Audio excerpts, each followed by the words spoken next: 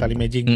Di komersil mungkin AI sangat-sangat membantu ya. memudahkan ya. Tadinya mereka harus create pakai 3D yang which is agak mahal. Sekarang mereka bisa pakai prompt. Tapi memang baik lagi output utamanya nggak bisa di-create pakai AI aja. Betul. Gue nggak menyarankan untuk foto yang diambil di workshop itu dijadiin foto karena secara ide bukan lu yang konsep, kecuali lu ikut workshop, lu inget-inget atau lu fotoin setupnya, lu recreate dengan cara yang berbeda, nah itu boleh.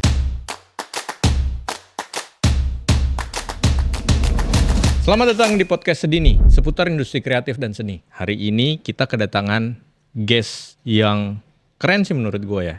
Kalau menurut lu gak keren, terserah lu. Pokoknya menurut gue keren banget. Karena kita bakal bahas tentang fotografi dari nol sampai lu pinter. Gokil. Narsum kita kali ini adalah Abang Anes dari Bejana Waktu. Halo. Oke, gue yakin penonton di sini banyak yang nggak tahu siapa lu. Penonton apa pemirsa? Pemirton. Kenapa? Karena kebanyakan audiens kita itu anak SMA dan kebanyakan editor. Oh, oke. Nah, jadi jarang yang ngikutin foto. Gue nggak tahu sih ya. Mungkin lu pada baru mau belajar foto, makanya kita ngundang Mas Anes gitu. Karena Mas Anes ini di industri udah lumayan lama dan pinter lah gitu. Bagus foto-fotonya. Dan gue mau lu kenalan sama teman-teman audiens. Oke. Kenalin siapa nama lu dari mana, umur berapa, ya serah lu deh pokoknya. Gitulah. Oke, halo teman-teman semuanya, nama gue Anes, gue Instagramnya atau username-nya Bejana Waktu. Motret sebenarnya dari tahun 2018 kayaknya. Oke. Tapi dulu sempat kerja di agensi sebagai orang yang ngurusin KOL gitulah. Oke. Sempat setahun 2 tahun. Terus tadinya nggak ada interest buat jadi fotografer juga. Maksudnya nyemplung ke fotografi gara-gara gue butuh kamera untuk bikin video cover. Jadi gue dulu sebenarnya adalah orang yang suka main musik. Terus akhirnya ngamen di wedding. Jadi dulu di wedding ngamen, tapi ngamennya bukan pakai kamera tapi pakai gitar gitu. Sempat bikin wedding entertainment lah gitu. Nah, karena dulu pengen bikin video cover buat YouTube, sebelumnya belum punya kamera, jadi akhirnya minjem repot. Ya udah, pas gue kerja di agensi akhirnya gue beli kamera buat buat bikin video cover sebenarnya gitu. Tapi begitu punya kamera, terus akhirnya nongkrong sama orang-orang yang juga anak Instamit yang yang punya kamera juga, akhirnya terjerumus lah, ngapain pakai lensa kit, beli nih 51.8 buat foto potret segala macam. Akhirnya beli lensa, terus akhirnya baru terjun ke fotografi dari situ sebenarnya. Oh gitu. Tadinya sebenarnya kuliahnya pun bukan fotografi, lebih ke dulu di ilmu komputer dulu di Undip. Anjis. Tapi nggak selesai. Gue sampai mungkin 5 tahun kalau nggak salah. Tapi gue akhirnya sempat banyak perjalanan lah ya, misalnya sampai sekarang jadi fotografer, sempat jualan kaos juga dulu di Kaskus, sempat main Kaskus juga. Iyalah. Tahu umur berarti. Waduh, iya juga ya. Sempat jualan kaos, terus sempat tadi ya wedding entertainment segala macam, terus baru akhirnya serius di fotografi itu 2018 tuh udah benar-benar full time freelance tapi full time ya gitu lah. Ya berarti profesional lah. Nah, jadi profesional fotografer. Sejak 2018 gitu. Nah, itu pas lu pertama kali terjun sebagai fotografer, lu foto apa? Nah, kayaknya gue ini ya, orang yang suka ngobrol, orang yang suka humans. Jadi awal-awal ketertarikan di foto tuh mungkin yang di foto pertama kali bukan gue nyetrit iya sih sempat nyobain juga.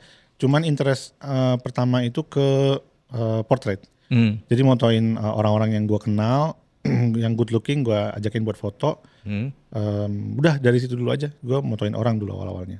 Seringnya di situ. Cuman 2018 itu masih belum tahu arahnya kemana. Jadi masih event dikerjain, terus tapi apa aja dicoba lah gitu ya. Ya, wedding juga sempat nyobain gitu. Tapi baru benar-benar 2018 itu sebenarnya pas gue resign itu terjunnya malah ke stage fotografi dulu. Jadi 2018 itu mungkin 2017 sampai 2018 sebenarnya waktu-waktu gue belajar foto sambil ngambil kerjaan juga. Tapi 2018 itu gue ada interest gimana ya rasanya untuk bisa jadi stage photographer gitu. Nah, di 2018 itu baru ketemu sama Pamungkas. Itu. Jadi gue lagi di sebuah coffee shop, terus gue dengar lagunya.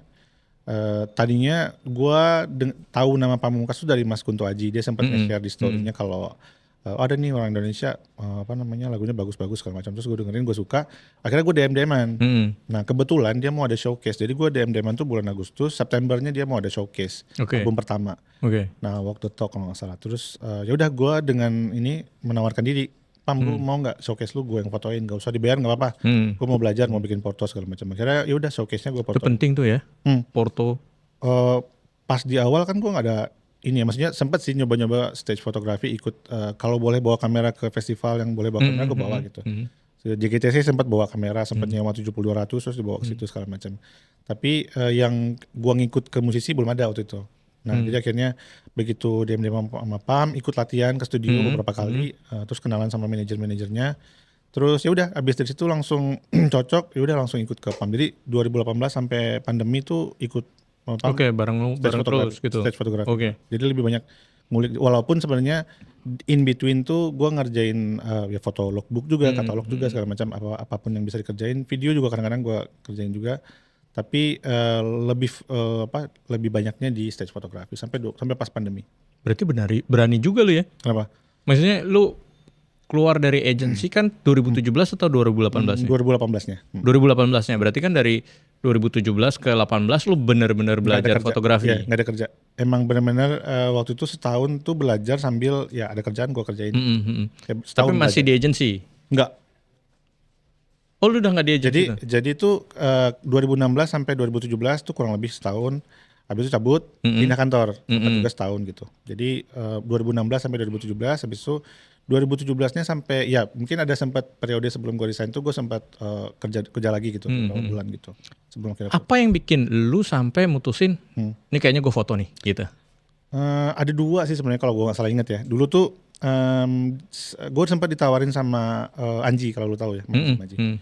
Dulu tuh Manji nawarin gue buat sebelum ke Pamungkas gue sempat ditawarin buat jadi fotografernya Manji. Oke. Tapi sebelum itu masih kantor ya. Nah ditawarinnya tadinya gue berharap untuk ikut dia manggung, karena gue pikir-pikir pas gue di agency, gue mikirnya pas ngantor, gue mikir-mikir kalau misalnya manggung, gue pikir-pikir kan, gue lihat stage-nya Manji sebulan berapa kali sih gitu kan, realistis ya ngitung ya. Oh sebulan dia bisa 15 kali manggung luar kota segala macam. Terus gue apa ya perbayaran per manggungnya berapa, gue kisaran aja deh, gue hitung-hitung misalnya kayak 750 misalnya itu sejuta gitu. Oh lumayan nih, gue sebulan bisa kerja 15 hari tapi dapat segitu. Kalau di kantor gue 23 hari kantor dapatnya nggak gitu. sih? Nah yaudah akhirnya gue cobain kan, ternyata setelah gue mungkin itu udah mau, gue lupa deh antara kapan resignnya. Pokoknya intinya gue udah cabut duluan dari kantor, baru gue tahu ternyata yang dibutuhin bukan fotografer manggung tapi fotografer di kantor. Kantornya di Cibubur, gue juga jauh kan, gue di selatan waktu tinggalnya. Jadi kayak akhirnya nggak jadi kerja sama Manji waktu itu. Nah sempat sebulanan gabut nggak ada kerjaan, terus gue akhirnya ngobrol-ngobrol sama dulu sempat ngobrol-ngobrol sama fotografernya Ran, si Akbar Musik.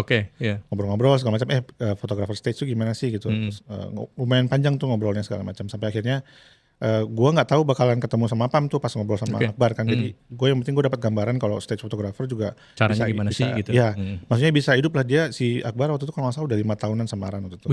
Bisa stay lama. Berarti kalau misalnya gue bisa punya ngikut ke satu musisi kayak seru juga ya, ketimbang gue jadi freelance di event segala macam gitu. Nah akhirnya baru setelah itu ketemu Pam gitu. Oke, berarti secara nggak sengaja juga ketemunya ya? Karena gue beraniin aja nge-DM terus dibales, habis itu. Kok bisa deh? Karena nge-DM dibales. Waktu itu kan Pam masih belum kayak sekarang gitu ya? Masih. Jadi masih baru mulai juga gitu kali. Masih sering ngecek-ngecekin DM dan gue ngobrolnya dulu lumayan mungkin karena banyak mutual juga, karena benar. sebelum gua di fotografi tuh gue dulu bikin komunitas namanya SoundCloud ID, kalau lo tahu. Kayak pernah dengar. Komunitas SoundCloud. Komunitas musik gitu ya. Jadi ada websitenya kan, SoundCloud ya. Dulu gue bikin sama teman-teman SoundCloud ID, terus sampai akhirnya ada SoundCloud Jakarta, SoundCloud Jogja dan segala macam gitu-gitulah. Intinya jadi banyak punya kenalan musik dari situ. Jadi mungkin pas dia ngecek, followingnya banyak nih, ada siapa segala macam. Ada mutualnya nih gitu. Karena udah kenal orang-orang di industri musik sebelum gue jadi stage photographer gitu. Udah kenal Randy, udah kenal Teza, udah kenal banyak lah gitu ya. Ada mutualnya gitu. Mungkin itu ya. Tapi unik juga ya. Masuknya dari situ. Iya. Dari industri musik malah jadi potret fotografer sekarang kan. Jatuhnya lu potret kan? Iya. Lu kebanyakan nge-handle apa aja? Kayak misalnya BOD gitu-gitu juga kah? Atau hanya profile foto kah? Gitu. Oh, kalau di portraitnya sebenarnya pas awal-awal lebih banyak karena tadi ya balik lagi ke musik, karena banyak kenalan di musik, jadi mungkin di awal-awal dari 2018 udah banyak nyobain motoin cover artwork buat musisi. Oke. Nah mungkin dari situ sempat ngerjain beberapa, mungkin nggak banyak juga ya, tapi kayaknya pas waktu pandemi mulai banyak lagi waktu itu pas waktu pandemi, jadi banyak yang rilis single terus foto-foto. Jadi kayaknya masuk ke sana dulu, baru nanti setelah tahun 2021-an itu gue baru nyobain yang headshot yang Oke. company profile segala macam gitu baru mulai intensnya setelah pandemi. Karena ini menarik sih, gue pengen share juga. Jadi dulu gue mikir kalau fotografer headshot tuh kayak ya udah lu ke studio aja, udah ada tuh fotografer yang standby gitu ya. Ternyata dari LinkedIn gue tahu ada namanya Mas Budi Komala kalau nggak salah, Mas Oh iya, Foto Mas by Budi, Beka. ya. Gue tahu dari dia, oh ternyata ada ya spesialis headshot gitu. Nah gue terinspirasi, oh ternyata ini tuh bisa diseriusin ya kalau misalnya kita mau spesifik di situ gitu. Akhirnya gue coba pas pandemi itu karena memang nggak bisa ngerjain yang lain, jadi bisa ngerjain headshot. Jadi udah nyoba. Dulu fotonya nggak di studio, di Kita coffee shop. datang gitu. Enggak, di coffee shop itu, jadi Oke. untuk personal ya. Oke. Untuk personal, terus motonya di coffee shop, terus di tempat-tempat yang mungkin gue bisa kerjain gitu. Terus setelah dapat beberapa klien yang outdoor, baru gue coba. Nah dari situlah akhirnya cikal bakal belajar studio lightingnya dari situ. Oke. Kalau mau lebih bagus, kayaknya harus belajar lighting nih supaya bisa ngerjain headshot yang lebih proper gitu. Dari situ. Berarti lu bener-bener otodidak dari nggak bisa foto sampai sekarang lu udah paham cara pakai lampu gitu ya. Belajar dari YouTube itu selama tahun 2017 sampai 2018 tuh belajar fotografinya Bener-bener lu setahun. gempur terus nih, Kalau belajar orang-orang terus kan gitu. belajar fotografi tuh kayak apa namanya? Ya mungkin dia kerja terus habis itu Sabtu Minggu dia belajar fotografi. Nah, gue tuh 2017 tuh intens benar-benar belajar dari YouTube, belajar dari YouTube, cobain. Benar-benar yang tiada hari tanpa bawa kamera. Tapi memang sih kalau menurut gua, kalau lu mau jago di foto atau video harus praktek. Gitu. Iya, benar. Karena kalau lu cuman belajar teori ya nggak masuk ke di kepala gitu kan. Karena lu nggak tahu experience-nya. Benar. Kalau gue boleh nambahin, Hah? lu harus ketemu masalah dulu baru lu Betul, paham. Nah, betul. gitu. Jadi nyobain, ketemu masalah, terus diselesain masalahnya, dicari solusinya, bakalan nempel pasti. Karena kan kita bukan cuman moto doang ya. Iya. Kita harus bisa troubleshoot juga gitu Benar, sebenarnya. benar. Dan itu banyak yang orang-orang sekarang nggak ngerti. Mereka taunya foto bagus ya gue beli preset lah gitu. Foto bagus ya udahlah gue pakai AI lah gitu Ya, kan. ya. Padahal di balik itu kan kayak misalnya tiba-tiba flash lu yang satunya lebih terang, satunya enggak padahal power sama gitu kan. Bisa jadi kendala sebenarnya kan. Benar. Gua ngerasa pelajaran penting di foto yang gua sempat ingat banget sampai sekarang. Dulu pernah ngerjain foto lookbook. Bisa dibilang lookbook atau katalog kali ya, karena dia baju Buat dijual. kaos polos. Oke. Tapi warna merah ada 6 biji. Oke. Nah, merahnya Oh merah ya. apa. Beberapa SKU gitu Terus satu kebayang baju. nggak? Dulu gua moto pakai JPEG outdoor. Hebat. Gimana gua mau ngebedain warna merah ini sama ini sama ini sama ini Selamat. dengan itu benar-benar jadi kayak pelajaran berat berarti buat gua, karena ternyata kalau misalnya mau benar ya lu harus misalnya kalau mau lebih aman shootnya pakai raw, terus lu ada gray card segala macam, terus banyak lah ya faktor-faktor yang kita harus perhatiin sebelum. Ya dulu kan gua nggak tahu apa-apa, berani nyoba aja gitu. Jadi akhirnya nguliknya, dan nggak ada panduan warna merahnya aslinya seberapa, jadi akhirnya beberapa produk gua bawa akhirnya untuk panduan warnanya. Oh iya benar. Nah jadi makanya begitu belajar sendiri, ngulik segala macam, ketemu masalah baru inget, baru nyantol gitu. Iya, baru wah ini harus begini nih, ini harus begitu nih gitu. Emang harus berproses, nggak bisa yang tiba-tiba Jago. belajar habis itu instan, ya nggak bisa juga ya. Instan juga butuh proses buat dibikin. Betul, masak dulu ya. Iya. Nah, menurut lu nih, kira-kira kan penonton nih kebanyakan SMA nih atau yang baru lulus gitu kan. Menurut lu alat mahal itu penting gak sih? Jadi penentu gak sih untuk bisnis lu? Kalau misalnya ini gue memposisikan diri gue sebagai anak SMA, tapi yang baru lulus gitu. Baru lulus ya. Kayaknya kalau misalnya alat mahal nih apa ya, maksudnya? Ya kayak lu harus beli kamera mahal, lampu mahal gitu. Menurut gue jangan maksain aja. Kalau misalnya lu kebetulan terlahir dari keluarga yang berkecukupan, ada privilege dan gitu orang ya. tua mensupport, dibeliin kamera yang proper, ya nggak masalah. Why not, gitu. Why not, gitu. Tapi kalau misalnya lu menganggap sebagai alat mahal adalah sebagai sebuah step yang harus lu capai untuk bisa hasilin foto bagus, ya enggak juga gitu. Karena Gua pun dulu di awal mulainya kan dari kamera belum sebut merek kan sih. Boleh lah, gas lah. Apa jangan. Boleh. Pokoknya dulu mulainya dari Canon EOS M3 apa M10 gue lupa. M3 kalau nggak salah. Dari situ dulu gaji pertama di kantor terus gue pakein buat beli itu habis gajinya. Terus Kit baru lens. pindah dapatnya kit lens 1535 kalau nggak salah 45. Terus baru upgrade-nya ke 6D. Upgrade ke 6D pun gara-gara ada kakak angkat gue yang mau nikah. Terus dia minta fotoin, tuh gue bilang kamera gue cuman ini gitu, nggak bisa fotoin yang bagus. Ya udah akhirnya dibantuin sama dia buat upgrade ke Canon 6D gitu. Terus ya udah baru kan nggak langsung juga dari 6D baru pindah ke Sony A7C3 waktu itu kalau nggak salah. Jadi tetap harus berproses. Tapi yang paling penting sebenarnya kayaknya harus menyatu sama kamera deh. Maksudnya Betul. mau kameranya mahal, mau kameranya medium segala macam ya, tapi kalau lu nggak menguasai kameranya kayaknya susah ya kalau misalnya mau kerja tapi nggak tahu kamera kita tuh bisa ngapain aja gitu loh. Jadi menurut gua itu pahamin yang dulu gua ya. lakuin. Benar, itu yang gua lakuin pas tahun 2017 sampai 2018 tuh gua tiada hari tanpa megang kamera karena gua pengen tahu ini fungsinya apa gitu. Nah, itu selama setahun lebih sampai akhirnya ngulik settingan itu udah jadi hal biasa gitu. Saya dapat kamera baru. Ya walaupun gue udah di posisi sekarang, gue kalau dapat kamera baru yang baru gue pelajari ya tetap harus ngulik semuanya kan. Menu-menunya tetap harus tahu gitu. Iya, supaya ternyata ada beberapa hal yang bisa diselesaikan dengan kita mengetahui settingan gitu. Betul. Makanya jadi bukan berarti kamera harus mahal atau harus yang gimana-gimana, tapi selama lu menguasai kamera kamera apapun jadi gitu ya. Lu bisa bikin apapun. Betul. Contoh kayak misalnya lu punya kamera MFT gitu ya. Terus keadaan gelap, nggak mungkin dong lu paksain gitu kan, karena sensornya kecil gitu kan. Mau nggak mau lu harus beli lampu gitu ya. Jadi lu juga harus tahu, dan menurut gue sih lampu itu penting. Menurut gue, mau sebagus apa kamera lu kalau nggak ada cahaya, tetap aja jelek gitu kan. Mau misalnya pakai handphone, kalau pakai lampu juga. Betul. Yang penting itu kan cahayanya harus cukup gitu kan. Nah, lu itu waktu shifting ke potret kan dari stage nih. Itu lu belajar berapa lama? Enggak, kalau sebenarnya portrait juga hitungannya kan sebenarnya stage juga portrait juga ya, karena kan motoin orang juga, cuman orangnya lagi beraksi aja gitu kan. Tapi kalau misalnya untuk dari yang ke studio fotografi kali ya, studio portrait gitu, mungkin gua ingat banget tuh, gua tahun 2021 akhir kalau nggak salah ya, gua nginvestasi waktu sekitar 2 bulan untuk intens belajar studio lighting sendiri. Jadi gue belajar dari YouTube, terus gue booking studio sendiri, nyari talent sendiri, terus gue bikin dari rumah. Gue udah bawa settingan lampu-lampunya gimana. Mood board gitu ya? Lebih dulu tuh nggak terlalu mikirin mood board, mikirinnya lebih ke posisi lampunya aja. Oh oke. Awal-awal karena gue lagi belajar lampu. Terus habis itu kurang lebih ya dari situlah akhirnya gue, kebetulan teman gue juga senang gitu di foto, jadi mungkin satu sesi itu bisa dapat beberapa look lighting gitu.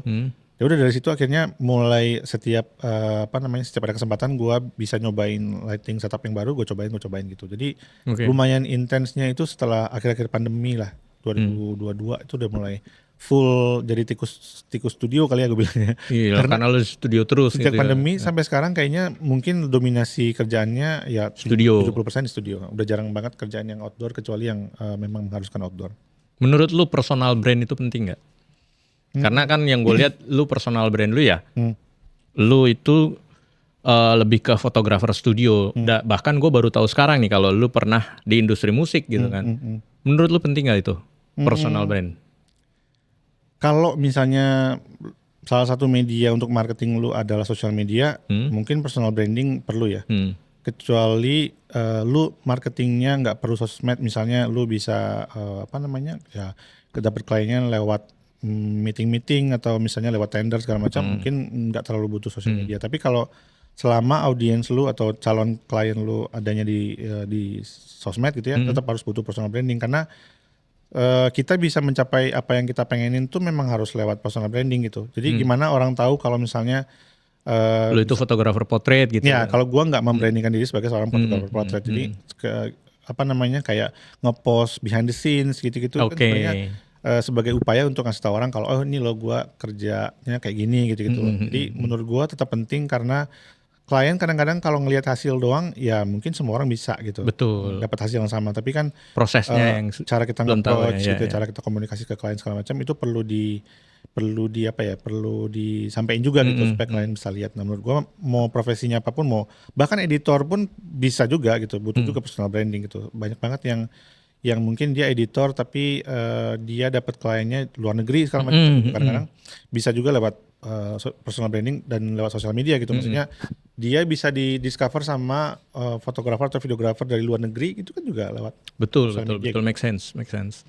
Dan itu cost you no money gitu, maksudnya Betul. tinggal ngepost kan. Iya, Mungkin iya. ya mungkin butuh device buat bikin behind-the-scenes-nya, tapi Iklan kan gratis lah gitu ya. iya benar. Makanya sosial media kan itu buat iklan gratis gitu. Jadi menurut gua penting, apalagi kalau misalnya lu memang marketingnya di sosial media gitu. Berarti lu merekomendasikan teman-teman untuk bikin sosmed.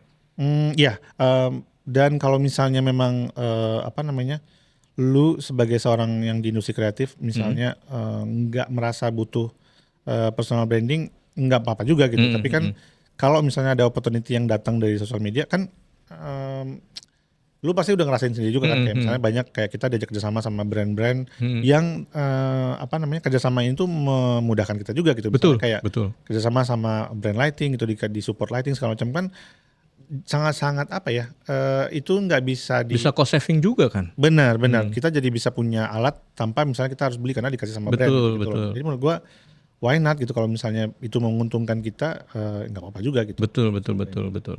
Berarti memang penting banget, apalagi sekarang ya. Sekarang kan TikTok, Instagram, YouTube, YouTube Short, ya kan. Sekarang yang pendek-pendek udah bisa instan lah gitu. Menurut lu, kalau misalnya yang sekarang serba instan kayak AI gitu, itu mempengaruhi nggak kerjaan lu? Kayaknya di kerjaan gue masih butuh sentuhan manusianya deh.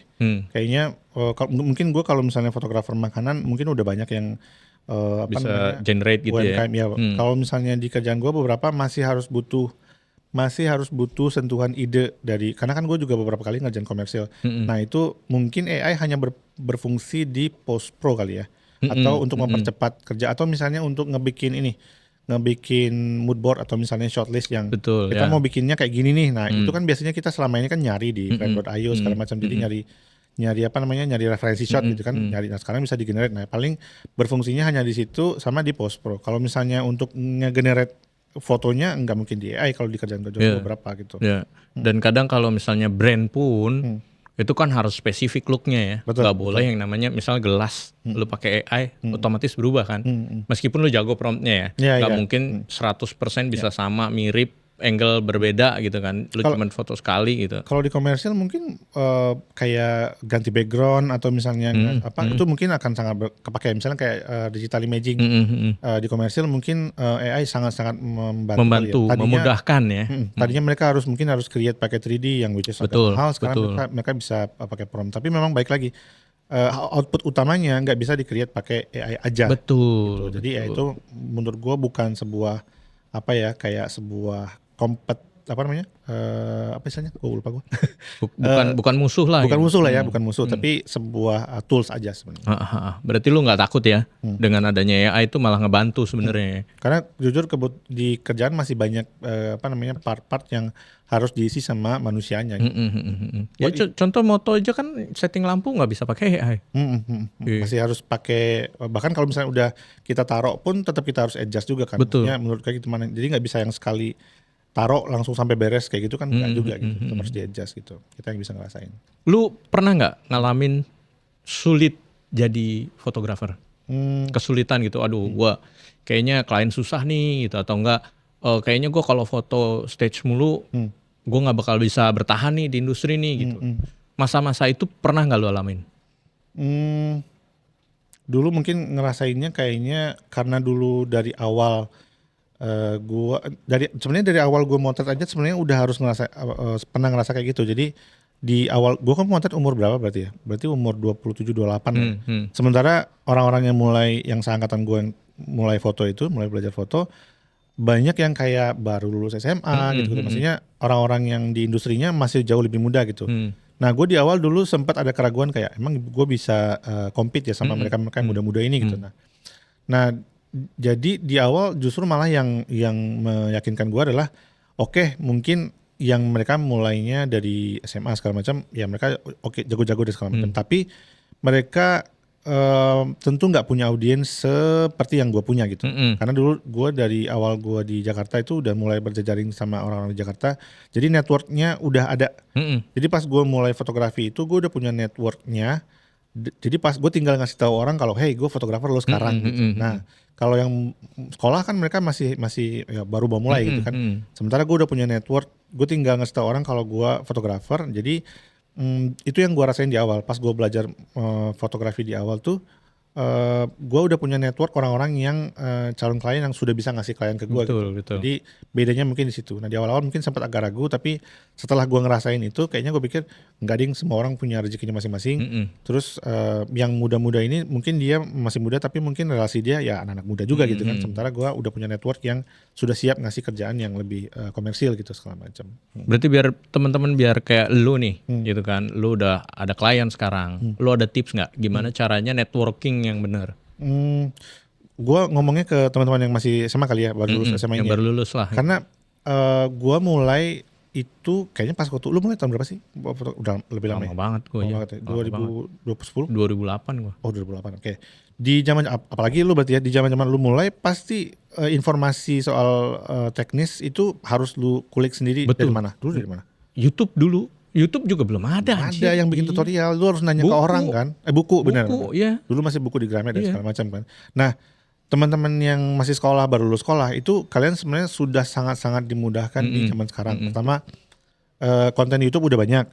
Terus tutorial di sosial media juga udah banyak. Walaupun mungkin tutorial sama ilmu-ilmu yang ada di sosial media itu belum sedalam itu. Betul. Tapi menurut gue untuk starting point udah oke lah gitu. Jadi kalian harusnya bersyukur ilmunya udah banyak. Tinggal tetap harus ngerasa harus belajar dari dasar. Jadi jangan sampai mengira ilmu yang di sosial media. Menurut gue ilmu yang di sosmed itu baru segininya aja tuh. Maksudnya baru permukaan gitu. Lu harus bisa belajar ke Dalamnya. dalamnya. Kayak iceberg lah ya, makin bawah makin bener. dalam. Ya kayak image itu kan. Iya, Jadi kayak makin kalau cuma belajar di Atasnya doang ya lu lihat, cakep nih, bagus nih gitu. Nah jadi kalau menurut gua tetap harus harus berbesar hati untuk belajar dari awal basic-basicnya semuanya, mau lighting, mau fotografi, harus belajar dari basicnya supaya nanti kalau udah punya basicnya lu bisa explore macam-macam gitu. Betul, Kalau misalnya nggak punya basicnya mungkin jadi banyak keterbatasan. Nah saran gue sih kayaknya lebih baik back to the roots, belajar dari basicnya dulu sampai paham baru nanti explore yang lain. Wajib sih memang basic. Kebanyakan kan anak-anak sekarang foto gue udah bagus gitu. Tapi kan mereka nggak tahu gimana cara dapetin foto bagus itu. Rata-rata kalau misalnya gue ketemu deh sama anak baru yang menurut gue memang fotonya bagus, talentanya punya, tapi pas gue tanya, ini cara lu moto gimana? Gitu. Dia pasti bingung. Gue pakai ini aja, aperture gede aja gitu. Tapi kan dia nggak tahu gimana caranya moto supaya bisa dapat looks yang begitu gitu. Bahkan untuk foto sesimpel foto produk kecil pakai 2 lampu itu juga kita harus ada tekniknya kan. Kita harus tahu. Kayak misalnya ini deh mantul. Gitu kan. Kita kan harus tahu tekniknya gimana supaya nggak mantul, supaya nggak kelihatan pantulannya gitu-gitu kan. Dan itu harus dipelajarin dari awal di basic gitu. Nah, kemarin itu gue sempat ngeliat konten lu yang lu ngebahas tentang foto akademi gitu kan. Nah, foto akademi itu punya lu atau gimana sih? Iya, jadi ini gue harus berterima kasih sama sebuah studio ya di Jakarta Barat, namanya Untold Studio. Dulu tuh gue dikasih Mana Untold? Untold Studio. Oh, Untold. Di Jakarta Barat. Oh iya. Karena dulu sempat dikasih kesempatan buat sharing di situ. Nah itulah yang jadi Tahu pemantik. tuh gue tuh kayaknya tuh. Lu pernah ke situ ya? Pernah ngeliat iklan lu. Oh iya, dulu kayaknya belum iklan. Di Untold, di Untold. Story ya. Nah, kayaknya. 2023. Iya. Nah, gara-gara bikin di situ 2 kali, gue jadi ngerasa, oh kayaknya gue bukan ada bakat ya. Kayaknya gue bisa nih gitu. Gue seneng gitu. Gue seneng dan gue ngerasa gue bisa ngasih materi yang lebih baik dari ini gitu. Akhirnya gue merasa gue harus sempurnakan lah materinya dan segala macam. Tapi nggak langsung, mungkin baru mulainya 2024 kali. Akhirnya gue memberanikan diri buat posting di story. Tadinya temen gue namanya si Rizky Darmo, ini videographer. Dia bilang teman-teman dia banyak yang pengen belajar foto studio gitu, lighting gitu. Terus gimana, lu mau ngajarin nggak gitu? Ya udah kumpulin aja 4 orang, 3 orang, 4 orang, ntar kita booking studio segala macam gitu. Nah dari situ dulu sih sebenarnya, dari situ kekumpul. Terus ya gara-gara udah ada 4 orang yang mau belajar, gue akhirnya posting di story dong. Maksudnya kayak, ada besok mau sharing-sharing nih soal lighting di studio segala macam. Ada yang mau ikutan nggak gitu? Nah, sesimpel itu aja dulu tadinya. Akhirnya yang tadinya cuma 4 orang ikut jadi 7 orang. Terus kayak akhirnya dibikin per minggu. Akhirnya dibikin sebulan. Jadi intens ya. Jadi intens gitu. Yang tadinya cuman meladeni permintaan itu aja. Jadi akhirnya tiap minggu mungkin dulu kayak 2 bulan sekali ada lah, sebulan ini bikin terus libur terus bikin lagi. Nah sampai akhirnya di 2024 baru gua akhirnya memberanikan diri 2025 kayak apa 2024 gua baru ada namanya gitu Foto Academy itu. Nah tadinya target marketnya sebenarnya untuk orang-orang yang ada 2 sih, 3 bahkan ya. Ada orang yang pengen belajar fotografi dan lighting. Kedua untuk orang-orang yang sudah terjun tapi mau explore yang lain. Jadi misalnya lu fotografer potret tapi lu pengen belajar foto makanan gitu. Karena selama ini yang difoto orang mulu gitu. Mau coba foto makanan gitu atau mau coba yang lain. Jadi untuk orang-orang yang sudah terjun ke industri tapi pengen belajar yang lain gitu. Sama yang ketiga untuk orang-orang yang mau shifting karir banget. Jadi misalnya ada orang yang baru cabut dari kantor tapi dia ada interest di fotografi. Gue pengen 6 bulan intens gitu belajar sama lu. Gua bisa jadi fotografer gitu, bisa menghasilkan gitu. Jadi kayak bisa lebih mendalami dalam waktu cepat gitu. Nah itu tiga orang itu sebenarnya. Jadi gue bikin, tapi mungkin gue nggak bisa ngajarin semuanya sekaligus karena kan gue juga punya keterbatasan. Jadi akhirnya gue nge-share apa yang gue bisa. Ya udah lighting aja dulu deh gitu. Sebelum akhirnya misalnya nanti gue mau bikin materi lain, gue bisa ngundang narasumber aja gitu. Oh iya benar. Baru mulai si Foto Academy terus ngajar studio lighting dulu gitu. Dan yang basic dulu, tadinya basic dulu tuh, belum ada yang mainan gel segala macam, shutter drag belum ada. Masih yang basic dulu aja gitu. Baru sampai akhirnya ya karena ada banyak permintaan akhirnya bikin yang retouch, akhirnya bikin yang webinar segala macam. Jadi akhirnya semua gitu ya. makeup artist gitu segala macam. Akhirnya berkembang sampai itu berarti tahun 2024 berarti udah jalan 2,5 tahun berarti ya si Foto Academy. Berarti lu selain lu fokus di kerjaan lu sebagai potret fotografer, lu juga ngajar di situ juga gitu. Itu ada tim nggak lu? Timnya dulu gue masih sendiri, terus sekarang karena udah nikah akhirnya bini gue juga ikutan bantuin di belakang. Ada admin sama biasanya kalau misalnya di hari H palingan gue cuman bawa asisten kayak 1-2 orang lah. Itu studio atau gimana? Enggak, masih nyewa. Gue masih. Oh gitu. Gue masih belum punya studio sendiri. Jadi kalau misalnya ada beberapa orang nih, udah kita cari studio di mana gitu, kerja sama studio gitu. Dan kalau sekarang udah mulai bisa agak sedikit di plan. Jadi gue misalnya Agustus misalnya gue mau bikin lagi 1 bulan tapi banyak workshopnya gitu. Jadi sekarang ngepromotnya sistemnya kayak gitu. Jadi misalnya bulan depan ada acara, ya udah dari sekarang mulai dipromo ininya. Apakah bulan Agustus ada apa aja gitu, misalnya basic, advance segala macam gitu. Bulan ini ada? Bulan depan Juli berarti. Juli ini tuh kayaknya cuman ada webinar aja kayaknya.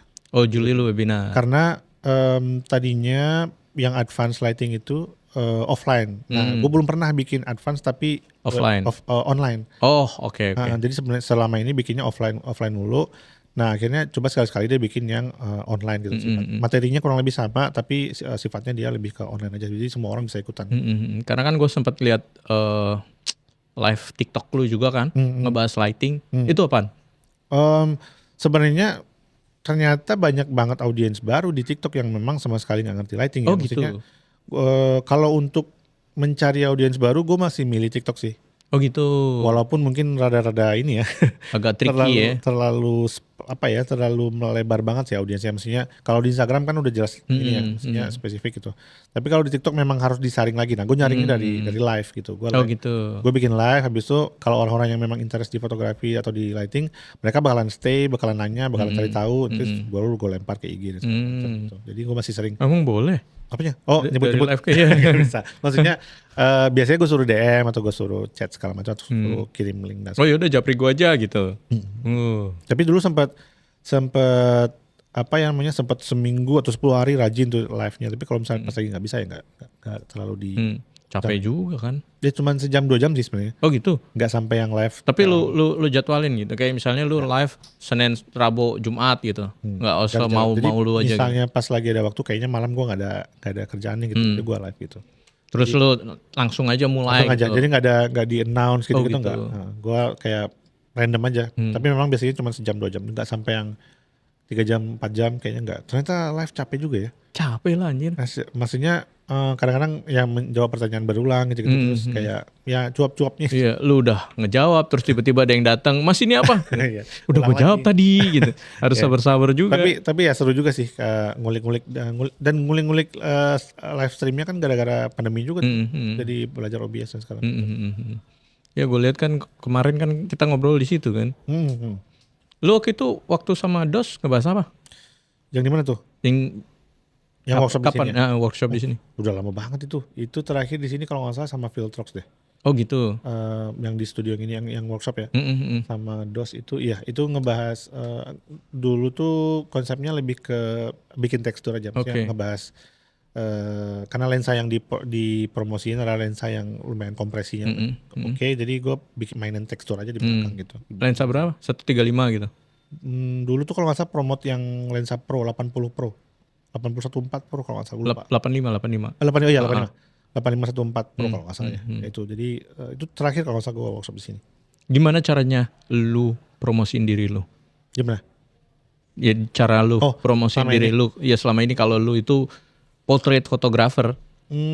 Yang gue lakukan selama ini ya tadi ya cuman palingan Sosmed ya, posting BTS. Ada hal yang sebenarnya dulu gue lakukan tapi sejak pandemi udah berhenti. Dulu tuh nongkrong. Oh. Nah itu yang sejak pandemi udah nggak gue lakuin lagi. Karena menurut gue, ini nggak tahu lu kalian sepakat apa enggak ya. Cuma menurut gue tuh kadang-kadang nongkrong itu bisa jadi jalan rezeki sih. Jadi maksudnya jalan personal branding juga gitu. Jadi ketemu orang baru segala macam, kenalan segala macam. Nah dulu pas zaman-zaman di musik gue lumayan sering ketemu orang baru, ngobrol-ngobrol segala macam. Jadi networkingnya jalannya di situ. Gitu. Sejak pandemi jadi udah nggak pernah nongkrong, terus nikah juga makin jarang nongkrong. Jadi gue ngerasa gue miss di situnya gitu. Yang tadinya gue lumayan sering dapat banyak teman baru dari nongkrong, sekarang jadi nongkrongnya jadi di online doang gitu, di threads gitu ya nongkrongnya. Tapi ya itu menurut gue miss di bagian situ. Tapi yang gue lakuin selama ini memang berkonten, kayak mencoba semua aplikasi yang ada, kayak misalnya ada TikTok ya udah TikTok, ada Threads ya udah Threads. Walaupun mungkin semuanya nggak bisa di manage dengan bagus berbarengan ya. Karena lu nggak punya tim juga. Manpower juga kan di situ. Jadi masih sebisanya aja sih sebenarnya. Walaupun mungkin kalau misalnya ada tim akan lebih bagus lagi ya, lebih terfokus dan YouTube misalnya gitu ya. Tapi kan itu lu harus pikirin bisnisnya juga gitu kan. Karena kalau misalnya lu yang nggak nutup juga percuma gitu, malah jadi rugi gitu kan. Benar. Itu juga salah satu kendala kita yang baru mulai sebenarnya kan. Satu, kalau lu baru lulus sekolah kan otomatis temen lu nggak banyak. Temen lu kan ya sekitar sekolah aja gitu kan.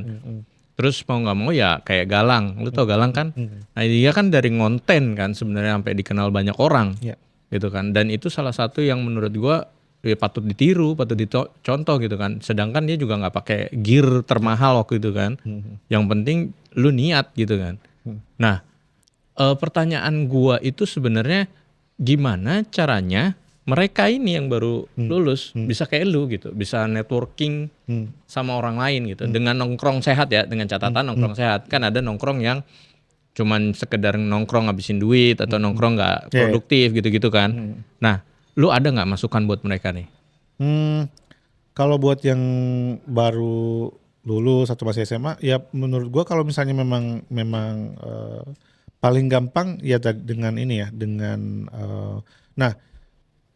menurut gue kalau misalnya udah bikin karya di sosmed, harusnya lu bisa beraniin approach ke orang-orang yang lu bisa belajar lagi sih. Maksudnya gini, kalau misalnya kita belum ada karyanya tuh tiba-tiba nge-DM orang yang udah profesional segala macam, mungkin nggak bakalan direspon atau misalnya ke-skip kali. Tapi kalau misalnya kita udah bikin karya, terus kita misalnya mau nge-approach ke orang yang lebih profesional atau misalnya lebih senior gitu, kayaknya lebih bisa dilihat value-nya gitu. Menurut gua sih bikin karya dulu aja sih. Bikin karya dulu yang banyak, nanti dari situ bakalan banyak yang nge-follow atau misalnya banyak yang notice gitu ya. Menurut gua sih kayaknya dibandingkan harus menunggu punya karya yang bagus, ya bikin dulu aja. Betul. Nggak ada karya yang bisa sekali bikin langsung bagus sih, kayaknya nggak ada. Dan ada yang namanya fake project juga kan. Dia bikin dummy project ya. Ya itu benar. Jadi kita bikin project yang misalnya kita nggak punya nggak pernah foto brand deh, terus tiba-tiba kita beli, kita coba foto yang bagus, kita tag brandnya, itu kan nggak salah sebenarnya kan. Mereka nggak bayar kita tapi mereka dapat promo gratis gitu kan. Dan menurut gua juga lu banyakin hal-hal seperti itu bagus juga gitu kan. Apalagi lu baru lulus gitu kan, baru lulus terus lu lihat, karyanya bagus-bagus juga nih gitu. Otomatis kan itu jadi nilai poin ya kan. Salah satu poin penting lu sebagai fotografer ya foto. Kalau misalnya gua ngecek Instagram lu ternyata Instagram lu isinya cuman apakah seharian juga kita kan nggak percaya gitu kan. Jadi sosial media itu sebenarnya selain untuk kita sharing apa yang kita lakuin juga jadi bisa jadi porto gitu kan. Benar. Gue mau rekomendasiin LinkedIn tapi kayaknya anak SMA jarang yang punya. Iya kayaknya. Karena dulu gue di awal mungkin di awal-awal headshot itu mungkin sempat jadi rame kerjaan karena ada satu kerjaan kerjaan headshot foto yang gue posting di LinkedIn dan gue bikin storytellingnya rame sampai 2 juta views sampai berapa views di LinkedIn. Jadi banyak dapat personal headshot dari situ. Oh gitu. Jadi motoin orang, kebetulan orang yang difoto ini lumayan gede di TikTok. Terus gue tinggal menceritakan aja proses gue foto, BTS-nya gitu. Ya, sama hasilnya gitu. Udah dari situ karena di LinkedIn juga ada algoritmanya kan.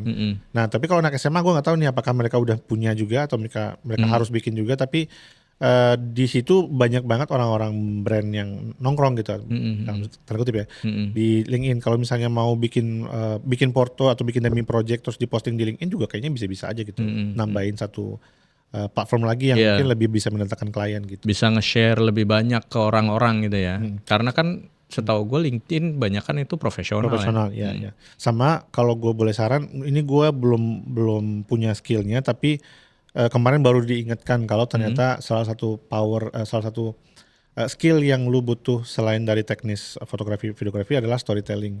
Nah kalau bisa cari mentor atau cari tempat belajar storytelling yang bagus itu kayaknya udah powerful ya. Maksudnya lu main di audio visual, lu jago storytelling udah. Benar. Pasti bakal jago sih menurut lu gua. tahu Apip nggak? Ya. Nah Apip persis kayak gitu ya, iya benar-benar.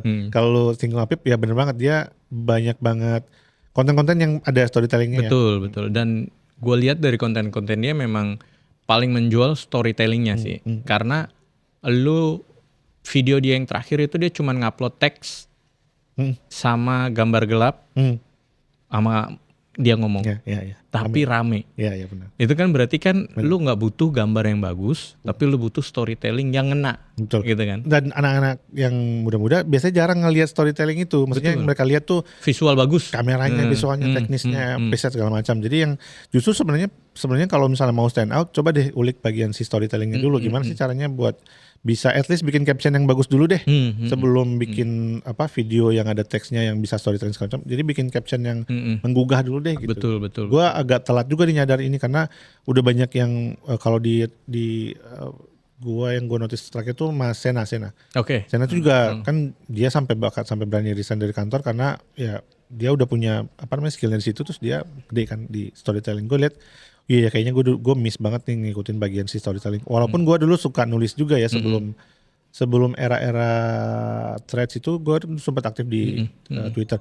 Makanya namanya Bejana Waktu itu sebenarnya kan karena gue dulu lumayan suka nulis sajak puisi gitu kan. Gitu. Jadi ada bakat-bakat nulisnya juga, cuman udah hilang tuh yang bikin gue jadi kayak pengen balik lagi ke zaman-zaman suka nulis dulu. Dulu nulisnya dibatasin 140 karakter. Kalau zaman sekarang kan di threads mungkin lebih bebas. Iya bisa 500 sekarang. Dulu kita harus bisa menyampaikan sesuatu dalam 140 karakter, gimana caranya gitu. Nah itu dulu sempat ada di era itu, tapi pengen balik lagi deh ke zaman-zaman suka nulis gitu. Berarti lu mau nulis lagi nih? Mau belajar dulu lah. Di threads nulis lah. Di threads mah yapping aja. Clickbait atau rage bait. Jangan ya. Pokoknya jangan jual jasa 200.000 ya di threads. Nah itu, please. Menurut lu gimana tuh? Sebenarnya gini deh, kan penonton kita banyak kan baru lulus sekolah nih. Okay. Gitu. Kita skip dulu lah teman-teman yang SMA gini. Okay. Gimana caranya teman-teman yang pengen dapurnya ngebul, punya kamera, punya skill, tapi jual murah? Menurut lu gimana? Apa yang harus dibenerin dari mereka? Aduh, ini sebenarnya udah masif ya. Udah masif banget. Udah masif dan sudah terlalu susah untuk agak terlalu susah untuk dibenerin. Karena dalam artian kayak kita nggak kompak secara mindsetnya itu sih yang sebenarnya agak susah. Jadi kalau misalnya andai aja kita misalnya kita bisa lebih bisa mindful gitu ya, karena kalau misalnya mungkin ini banyak faktor ya, kayak misalnya ada orang yang memang dia nggak butuh duit tapi dia punya kamera dan dia ya udah gue gabut gue ambil aja deh gitu. Itu juga Ya, ada ya. ada juga orang gitu, ada juga orang yang memang gue besok nggak bisa makan nih, gue harus ngambil ini gitu. Itu juga ada. Jadi sebenarnya nggak bisa dipukul rata semua yang ngasih harga murah salah juga gitu. Tapi kalau misalnya memang apa namanya, kalau misalnya memang bisa ngebenerin mindsetnya, kayaknya itu dulu deh yang penting deh, supaya kita semua juga naik gitu levelnya gitu. Jangan gara-gara satu orang jadi kayak Turun efek semua domino gitu, gitu, iya, turun iya. semua gitu. Padahal udah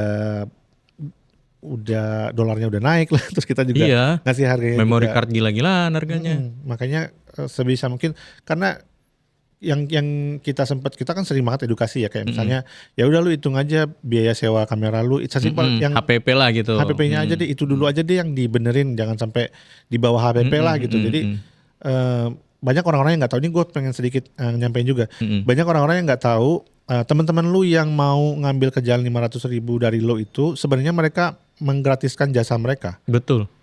Jangan lu pikir mereka ngambil kerjaan dari lu 500.000 itu mereka dibayar, mereka dapat duitnya full gitu. Enggak kan? Karena kalau misalnya anggaplah mereka nggak punya kamera, mereka harus sewa. Betul. Mereka harus ada transport ke lokasinya, segala macam, makan. Jadi sebenarnya orang-orang yang ngebantuin lu foto dengan budget yang mepet itu adalah orang-orang yang ngebantuin lu banget gitu. Jangan di taken for granted gitu. Jadi kalau misalnya dia berarti dia selama ini kan berarti hanya mengcover biaya produksi aja gitu. Untuk jasanya emang lu nggak hargain gitu. Nah, jadi itulah, dan kemarin gue sempat nge-share juga di Threads kan, kayaknya efek-efek budget murah ini terjadi di era Threads lagi rame, dikombain sama ya itu olahraga itu gitu. Jadi ada olahraga yang lagi trending, terus ada Threads yang lagi trending juga, ada orang yang nyari, terus ada yang mau, udahlah. Iya, yang repot sih yang ada yang nyari tapi ada yang mau. Itu susahnya gitu. Makanya. Dan dan itu disamain ke kerjaan-kerjaan lain. Nah, itu yang gue agak sedikit kesal, karena untuk kerjaan yang mungkin olahraga gitu 2 jam segitu. Tapi kalau kerjaan photoshoot yang butuh mikir, butuh edit segala macam, masa iya disamain budgetnya? Iya, nggak bisa sama dong. Iya, gitu. benar-benar. Jadi jangan disamain sama satu kerjaan. Oh, jadi fotografer tuh dibayar 350.000 kayaknya bisa ya ngerjain photoshoot 6 jam gitu di studio dan harus ngedit 100 foto, ya kan nggak juga gitu. Jadi jangan disamain. Betul. Dan sebenarnya buat klien juga nih, kalau misalnya kita nge-hire fotografer dengan harga segitu, kita harus curiga juga gitu. Kenapa harganya segitu gitu? Karena kan satu, kayak yang lu bilang, alat aja kalau kita mau nyewa kamera lensa 500.000 udah ada tuh segitu ya. Ongkos kita untuk ke lokasi berapa? 50.000 lah minimal. Ya 50.000 lah gitu. Nggak punya motor, nggak punya mobil, nggak punya Gojek pun 50.000 bolak-balik gitu ya. Apalagi kalau lokasinya jauh, udah pasti lebih gitu kan. Terus kayak misalnya selesai foto, kita harus ngedit. Ngedit kita nggak mungkin 5 menit kelar. Harus mikir nih mana yang ngeblur, mana yang enggak, mana yang gelap gitu kan. Kita harus pilih satu-satu gitu kan. Hal begitu juga kan harus kita hitungin. Internet, listrik yang kita pakai. Gitu-gitu kan. Jadi buat teman-teman klien juga harusnya mikirnya sejauh itu. Jangan karena lo harus cari fotografer murah terus diikutin gitu kan. Sebenarnya nggak make sense juga gitu kan. Itu yang gini. Soalnya kemarin kenapa gua ngebahas ini? Karena kemarin gua ngeliat ada klien nyari foto makanan seharian. Oh, yang Zong itu ya? Ya dibayar 750.000, ternyata nggak datang. Yang datang gitu malah kan. suruhannya. Yang datang malah orang yang disuruh dia dan nggak ada brief juga. Gitu kan. Ya. Dan nggak ada brief. Pas gue lihat harganya ternyata 750.000 dijanjiin foto seharian 10 produk. Dan menurut gue itu udah red flag banget. Kenapa? Karena untuk foto seharian itu kita capek banget. Lu capek nggak lu motoin orang? Asli. Gitu. Apalagi orangnya bukan model, gitu kan. Kalau model talent masih enak lah gitu ya, masih bisa posing, masih bisa ngikutin apa mau lu. Cuman kalau klien yang nggak bisa posing, itu kan kita yang harus semangat untuk posing dia gitu kan. Nah, itu harusnya orang juga ngeliat, wah ini 750.000 dapat gini nih, kayaknya too good to be true nih gitu kan. Harusnya jangan diumbar juga, gue dapat fotografer jelek banget nih, gini, itu kan salah juga gitu kan. Yang nerima, lah kan kita nggak tahu dia siapa, bisa pakai foto orang lain gitu kan. Dengan harga 750.000, nerima kerjaan pun kalau bener, buset rugi banget. Asli. Ruginya ya bukan karena tenaga doang kan. Alat lu kalau rusak gimana? Atau lu nggak punya alat, lu nyewa. Lu nerima berapa? 200.000 paling, gitu kan. 200.000 juga lu buat makan. Iya benar. Iya kan? Bukan 200.000 lu bisa simpen buat lu beli gear lagi, nggak mungkin dong. Iya. Nah itu alasan kenapa kan harga sekarang ada hitungan yang lu bilang tadi kan. Lu harus ngitungin kebutuhan lu berapa, lu bakal ngeluarin berapa. Nah di Foto Academy ini lu ngajarin apa aja? Gua jujur aja ya, kalau di Foto Academy selama ini kita masih belum ada tuh kelas yang khusus ngebahas soal yang lebih ke mindset, lebih ke pola pikir dan segala macam. Jadi selama ini memang teknik pure di teknis. Kalau mungkin kemarin yang non teknis tuh mungkin lebih ke street fotografi sama dari Mata Didi sama Didi. Kita street sama Didi itu lumayan banyak tuh ngebahas filosofi. Nah kayaknya ke depan lebih banyak akan bikin webinar yang ngebahas kayak gimana cara pitching, gimana cara bikin porto. Jadi gua memanfaatkan webinar untuk membahas hal-hal yang non teknis kayak gitu ke depannya, karena tadinya kan offline doang nih. Kayaknya mungkin kayak gue bakalan bisa bikin paralel kayak misalnya bulan Juli misalnya full webinar aja, bulan Agustus baru offline-nya gitu. Mungkin karena kita semua berperan kayaknya, menurut gue kayak kita berperan untuk edukasi fotografernya, edukasi kliennya, maksudnya edukasi sesama, sama edukasi kliennya untuk supaya ya tadi itu yang lu bilang tadi, untuk supaya bisa bisa sinkron lah ya. Bisa sinkron gitu. Itu peran kita juga sebenarnya. Iyalah, wajib kita buat mengingatkan dan diingatkan sebenarnya. Jangan sampai nanti kliennya ini dapat, maksudnya punya pengalaman buruk sama fotografer gara-gara hanya karena nyari murah, betul. Terus dia akhirnya dapat yang aneh-aneh gitu lah. Maksudnya harus curiga sih kalau misalnya ada yang mau ngambil dan segala macam, harus curiga gitu. Walaupun mungkin dia ngasih porto ya, karena kadang-kadang, nah ini lucu juga nih, banyak banget orang yang ikut workshop, terus foto di situ, dipakai fotonya buat portfolionya dia. Banyak. Gue agak kurang suka, walaupun di murid gue juga ya, maksudnya orang yang belajar di Foto Academy, gue nggak menyarankan untuk foto yang diambil di workshop itu dijadiin porto, karena secara ide bukan lu yang konsep gitu, lu cuman motoin doang, asal kata ibarat kata kasarnya mencet shutter doang gitu. Tapi untuk konsepnya, untuk posisi lighting dan segala macam kan pasti ada yang mikirin. Iya, narsumnya gitu. lah ya. Kecuali lu ikut workshop, lu inget-inget atau lu fotoin setupnya, lu recreate dengan cara yang berbeda, nah itu boleh gitu. Lu sewa studio sendiri gitu buat bikin portonya gitu kan. Kayak kita dulu lah gitu. Iya benar. Gue dulu juga pas waktu pertama kali di studio, dulu juga kayak nyobain sendiri dulu gitu, invest studio, nyewa studio, nyobain sendiri dulu gitu, baru itu yang dijadiin porto gitu. Gampangnya sih kita ngobrol aja teman-teman, ya kan? Lu mau gue fotoin nggak? Lu mau gue fotoin nggak? Gitu. Kita sewa studio bareng yuk gitu kan? Itu bisa jadi porto kan? Atau kalau misalnya lu nggak mau potret ya bisa produk kayak yang tadi gue bilang, fake project, beli barangnya, lu fotoin di rumah gitu, atau ikut wedding saudara lu gitu kan? Ini gue fotoin ya, ntar jadi porto gue gitu-gitu kan? Itu kalau gue pribadi better kalau lu cari porto mending kasih gratis daripada lu murahin harga. Bener, itu gue setuju banget lagi. Maksudnya karena ini buat porto ya, maksudnya dibandingkan lu ngasih budget murah, mendingan ya udah deh gue bantuin aja, nggak usah dibayar gitu. Karena dengan lu ngebayar segitu berarti kan lu menganggap harganya value lu segitu. Iya. Mendingan dibantuin jelas gitu loh. Ini gue mau ngebantuin gitu loh, dibandingkan lu ngasih harga yang sebenarnya nggak masuk akal gitu. Ya bener, gue setuju banget. Iya, karena gue lihat belakangan kan, buat porto bang gitu. Salah sih menurut gue. Gitu. Nah, pertanyaan terakhir sebelum kita udahan, gimana caranya orang mau belajar di Foto Academy? Oke. Saat ini masih kita belum ada website, kayaknya belum ada. Jadi masih via WhatsApp aja. Jadi kalau misalnya next ada, bisa aja di follow di Instagramnya Foto Academy, TikTok juga ada tapi kayaknya belum di manage ya. Instagram aja. Nanti biasanya tiap ada event pasti kita akan posting, dan kalau boleh dibilang sekarang mungkin eventnya kayak 2 atau 3 bulan sekali. Jadi Januari kemarin terus sebulan full ada event, terus April, jadi sistemnya sekarang masih kayak gitu. April full event, nanti mungkin kemungkinan terdekat itu Juli akan ada banyak webinar. Di Agustusnya baru offline lagi nanti. Jadi kalau Oke. misalnya mau ikutan saat ini sih mungkin yang paling bisa diikutin webinar dulu, sama yang offline-nya nanti itu bulan Agustus nanti. Dan webinar juga kan bisa diakses dari mana aja ya. Yes, kita juga nyediain webinar biar bisa diikutin semua. Jadi sebenarnya webinar adalah supaya kita bisa dikenal sama orang di luar daerah. Someday kita ke daerahnya, Udah tahu mereka lah udah tahu. gitu. Ya. Udah Berarti jadi alumni buat juga. marketing lu gitu caranya ya. Oke, terima kasih banyak Abang Sama-sama. Anes. Kita Terima kasih sudah diundang. mungkin next kita undang lagi Boleh. dengan konteks yang berbeda. Boleh. Mungkin lebih ke profesional gitu Aman, ya. aman. Karena ini kan untuk teman-teman yang baru lulus. Dan kita ketemu lagi di video podcast Sedini berikutnya. Gue Bagan dan Anes, undur diri. Bye. thank you. Terima kasih banyak. Thank you. Aman, semoga aman.